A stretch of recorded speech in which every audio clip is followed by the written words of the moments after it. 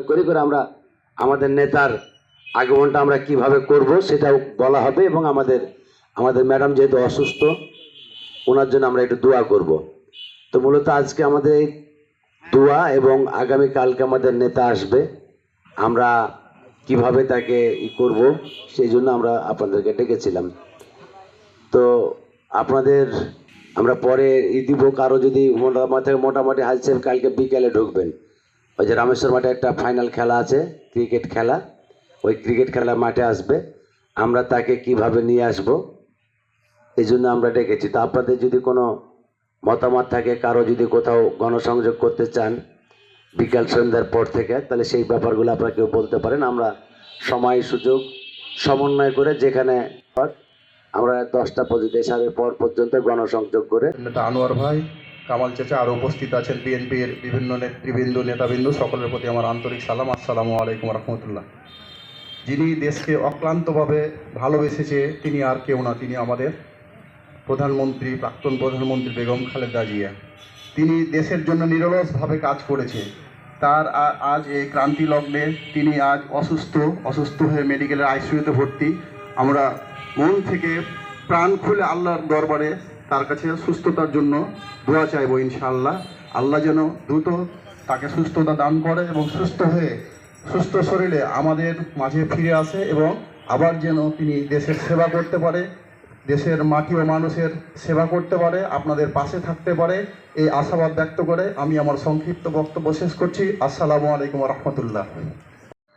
বিএনপির চেয়ারপারসন দেশনেত্রী বেগম খালেদা জিয়া আজকের এই দোয়া অনুষ্ঠানের সম্মানিত সভাপতি, সম্মানিত বিভিন্ন ওয়ার্ড থেকে আসা বিএনপির নেতাকর্মীরা, সবার প্রতি রইল আমার আন্তরিক সালাম।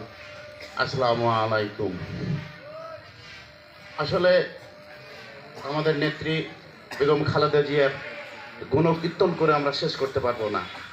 তবে আমার মনে হয় সারা বাংলাদেশ সহ বিশ্বের মানুষের দোয়া ও আল্লাহর রহমতেই তিনি এখন পর্যন্ত আমাদের মাঝে আছেন। আশা করি আগামীতেও আল্লাহ পাক ওনাকে যেন সুস্থ রাখেন, সুস্থ শরীরে উনি যেন আবার আমাদের এই দেশের হাল ধরতে পারেন।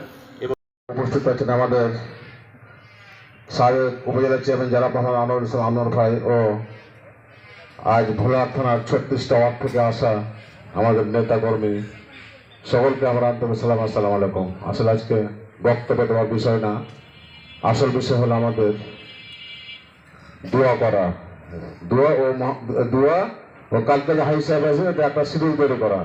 যাই হোক, শিডিউলের বিষয়ে আমি অনুরোধ করব আমাদের সম্মানিত সভাপতি যিনি আছেন এবং আনোয়ার ভাই যে আছে, ওরা দুজনে একটা শিডিউল তৈরি করবে, কে কীভাবে শিডিউল দেবে সে শিডিউলটা ওরা তৈরি করবে আর কি। এই জন্য আমরা আর কোনো মতামত দিব না। 2 নম্বর কথা হলো যে আপনারা ভালো করে জানেন যে 2013 সালে কিন্তু ওনাকে কৌশল করে পাঠানো হয়েছিল চিকিৎসার জন্য বিদেশে, আমাদের দেশ নেতা বেগম খালেদা জিয়াকে, এবং এটাও বলা হয়েছিল যে উনি ওর ছেলে চলে গেছে, মাকেও হাঁকতে দেবে, দিয়ে দেশটাকে ফাঁকা করে ওনারা রাজত্ব চালাবে আর কি। তো যাই হোক, উনি কিন্তু বলেছিল যে অসুস্থ জনাব দেশনেত্রী বেগম খালেদা জিয়ার সুস্থতার জন্য আজকের এই দোয়া মাহফিলের সম্মানিত সভাপতি, উপস্থিত নেতৃবৃন্দ, বিভিন্ন ওয়ার্ড থেকে আগত নেতাকর্মী, সকলের প্রতি আমার সালাম। আসসালামু আলাইকুম। আমরা জানি যে এমন একজন লোকের জন্য আজকে আমরা দোয়া করার জন্য উপস্থিত হয়েছি, যে নেত্রীর সাহসিকতা, সঠিক নেতৃত্বের কারণে আজকে আমরা এই বাংলাদেশকে এইরকম একটা অবস্থানতে পেয়েছি। শহীদ প্রেসিডেন্ট জিয়াউর রহমানের মৃত্যু যখন হয় তখন আমাদের বেগম খালেদা ছিলেন গৃহবধূ, অর্থাৎ তিনি একজন শুধুমাত্র স্ত্রী ছিলেন, অন্য কোনো ছিলেন না। এরশাদ বিরোধী আন্দোলনে দলের হাল ধরেছিলেন বেগম খালেদা জিয়াকে। এই স্বৈরাচারী এরশাদ পতনের আন্দোলন থেকে শুরু করে ফ্যাসিস্ট হাসিনা সরকার পতনের আন্দোলন পর্যন্ত তিনি তার জীবনের সর্বস্ব দিয়ে গেছেন এই বাংলাদেশের মাটি এবং মানুষের জন্য, আমাদের জন্য। তিনি যদি শক্ত অবস্থায় না থাকতেন, তিনি যদি অন্যায়ের সাথে আপোষ করতেন, তার জীবনে তিনি অনেক সুখ পেতেন। বের করে দেওয়া যায়, তবে আমার আর স্বৈরাচারী শাসন ঠেকাতে আর এমন কোনো শক্তি নাই পৃথিবীতে তাকে ঠেকাতে পারে। এই জন্য তাকে সবচেয়ে বেশি ভয় ছিল, জিয়া পরিবারকে সবচেয়ে বেশি ভয় ছিল।